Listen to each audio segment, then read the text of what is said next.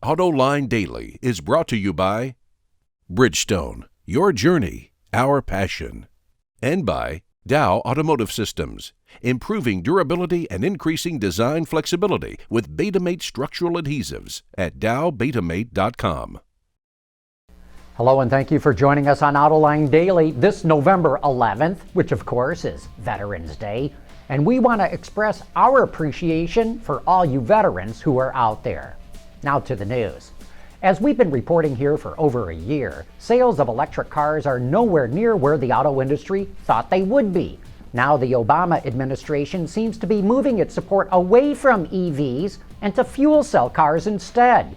In an interview with Autoline Daily in June of last year, then Secretary of Energy Stephen Chu admitted he needed to put less emphasis on EVs and more on fuel cells. The administration has not offered any new EV funding since then. Now, Bloomberg reports the California Air Resources Board is considering slashing the credits it gives to EV makers. Tesla could see its credits drop 40% in the next 2 years. In fact, Tesla is already seeing its income from credits drop. In the first quarter of this year, Tesla earned $68 million in California credits. That fell to $58 million in the second quarter and to only $10 million in the third. Car makers in North America are confident that sales are going to keep climbing.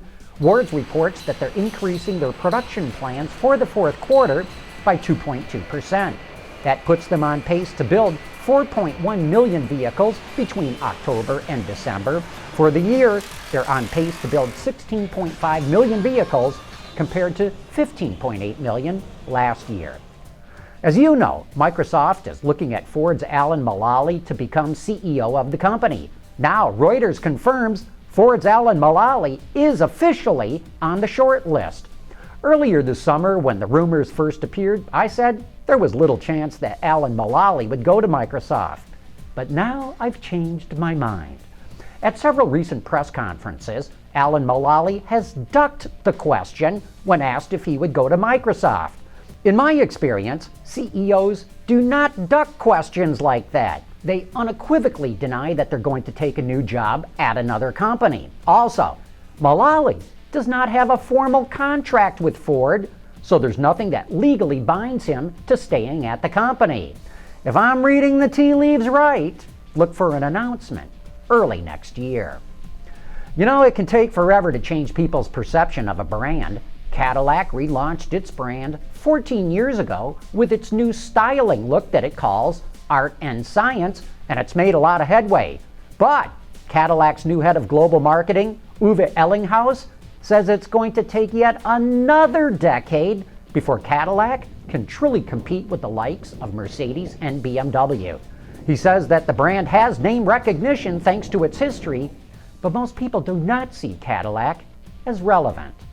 But to help turn its image around, Cadillac just announced a partnership with Saks Fifth Avenue for a specially designed 2015 Cadillac Escalade, which will be on display at the Saks store in New York City. Also, a 2014 special edition ELR will be offered in Saks' holiday catalog. The next-gen Ford Mustang will be officially offered in Europe for the first time since 1979, and a new survey suggests it'll sell better than most people expected. Of the 75,000 Europeans polled by the website AutoScout24, 37% of them said the pony car is the top classic car that they would like to own, beating out the BMW M1 and Volkswagen Beetle. So what do you think? How well will the new Mustang sell in Europe? Let us know in the comments section below today's show. But before you do that, check out this wild-looking concept from Nissan called the BladeGlider. It's an electric vehicle that the company calls an exploratory prototype of an upcoming vehicle. Although not quite as radical, styling for this EV is clearly drawn from the Delta Wing race car with its narrow front end and wide rear track.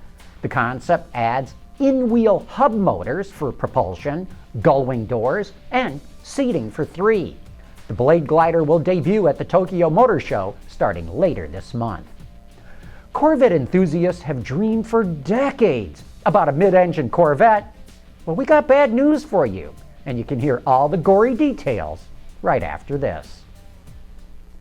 Dow Automotive Systems, driving solutions in automotive, commercial transportation, and aftermarket with innovative products like Betamate structural adhesives. Lighter, stronger, safer. DowBetamate.com. My guest on Autoline After Hours last week was Taj Juchter, the chief engineer on the Corvette. During the rapid fire part of the show, which is where we take questions from you, our viewers, one of you wanted to know if we will ever see a mid-engine Corvette. Yeah, and we always get this question, and there's a lot of mid-engine fans out there. We study it, to be honest. You know, every time we do an all-new car, blank sheet of paper, we study it to see. And the bottom line is it a better car overall? You know, we want the Corvette to sell in volume. If you look at most mid-engine cars, they do not. They do not have the kind of utility, and there's some fundamental challenges around a mid-engine architecture that make it less efficient in an open-air architecture. This has the load pathing is fairly unconventional and fairly inefficient. So when you start to look at everything you want this car to do, all the different ways it wants to be good, the mid-engine has some strikes against it. Now, it looks cool. You know, it's got if you want to do absolutely pure performance, you look at the high-end race series, they're all mid-engine, so it has a lot of performance enablers to it.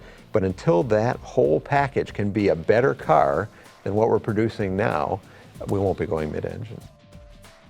By the way, there is a ton of information on the technology and development of the new Vette in that show with Taj Juchter. Check it out on our website at Autoline.tv or watch it on our YouTube channel. Just look for the Autoline Network.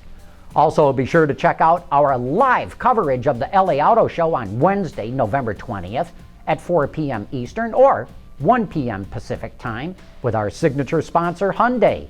I'll be talking with the top executives about the cars that they have brought to the show. And once again, that's Wednesday, November 20th at 4 p.m. on our website, Autoline.tv. And that wraps up today's report. Thank you for watching, and please join us again tomorrow.